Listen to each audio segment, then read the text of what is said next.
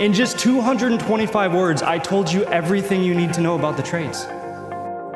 It pays well, people depend on you, and you're smarter than you let on. Yet they're disregarded in modern day education, looked down on by the general public, and mocked in mainstream media.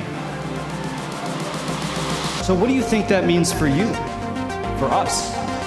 Guys, we need to change the narrative. It's too important that we swing the pendulum and find the balance, because without the trades, your job doesn't exist. My job doesn't exist. Hell, civilization itself doesn't exist. But here's the thing. Kids these days, they don't just want a job. They want to change the world. So what are we doing?